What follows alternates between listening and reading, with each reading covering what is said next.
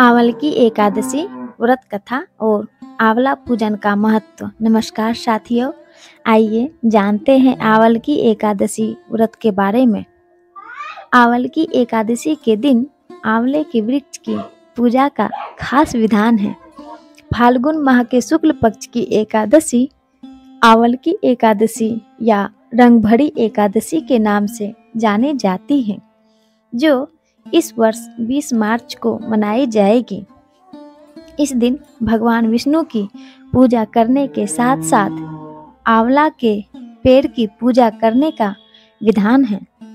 एकादशी तिथि विष्णु प्रिया तो है ही, इसके अलावा इस एकादशी का महत्व इसलिए और भी बढ़ जाता है क्योंकि इस दिन ही भगवान शिव माता पार्वती से विवाह के उपरांत पहली बार अपनी प्रिय काशी नगरी आए थे और वहां सभी देवताओं ने शिव पार्वती का गुलाल उड़ाकर स्वागत किया था।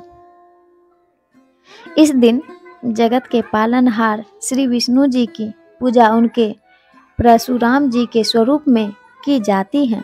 इस दिन साधक को प्रातः व्रत का संकल्प लेकर परशुराम जी की मूर्ति या तस्वीर की पूजा बड़ी ही श्रद्धा से करनी चाहिए। साथ ही आंवले के वृक्ष का पूजन आदि करके ओम नमो भगवते वासुदेवाय मंत्र का उच्चारण करते हुए वृक्ष की यथाशक्ति परिक्रमा करनी चाहिए।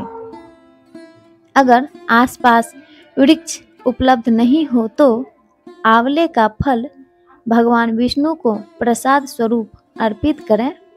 तत्पश्चात घी के दीपक या कपूर से श्री हरि की आरती उतारें। इस व्रत को करने से मनुष्य सब पापों से छूट जाता है और सहस्त्र गोदानों का फल प्राप्त कर लेता है। यह एकादशी समस्त यज्ञों को करने से भी अधिक फल देने वाली है। पुराणों में भगवान विष्णु ने कहा है कि जो प्राणी स्वर्ग और मोक्ष प्राप्ति की कामना रखते हैं, उनके लिए आंवल की एकादशी का व्रत अत्यंत श्रेष्ठ है। मान्यता है कि आंवल की एकादशी के दिन आंवले के पेड़ की पूजा करने से सुख समृद्धि की प्राप्ति होती है। इसके साथ ही हर तरह के पापों से मुक्ति मिल जाती है। इस दिन आंवले के पौधे को लगाने से जीवन में सुख समृद्धि की प्राप्ति होती है। अतः यह सब पापों को हरने वाला परम पूज्य वृक्ष है। आंवल की एकादशी के दिन आंवले के वृक्ष की पूजा का खास विधान है। पद्म पुराण के अनुसार भगवान विष्णु के थूकने पर उनके मुख से चंद्रमा के समान कांतिमान एक बिंदु पृथ्वी पर गिरा। उसी से आंवलकी का महान दिव्य वृक्ष उत्पन्न हुआ, जो सभी वृक्षों का आदिभूत कहलाता है।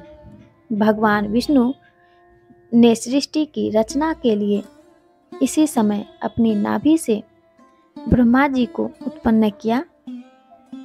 देवता, दानव, गंधर्व, यक्ष, नाग तथा निर्मल अंतकरण वाले महर्षियों को ब्रह्मा जी ने जन्म दिया।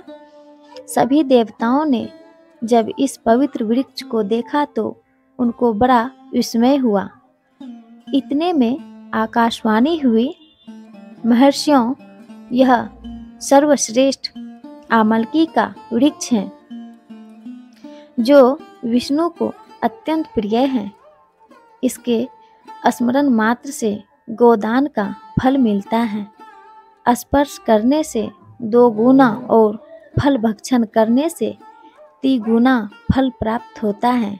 इसके मूल में विष्णु, उसके ऊपर ब्रह्मा, तने में रुद्र, शाखाओं में मुनिगण, टहनियों में देवता, पत्तों में वसु, फूलों में मृदुगण एवं फलों में समस्त प्रजापतियों वास करते हैं। साथियों, यदि संपूर्ण भक्ति सागर पर पहली बार आए हैं तो सब्सक्राइब अवश्य करें, लाइक करें, ज़्यादा से ज़्यादा शेयर करें। आपका बहुत बहुत आभार।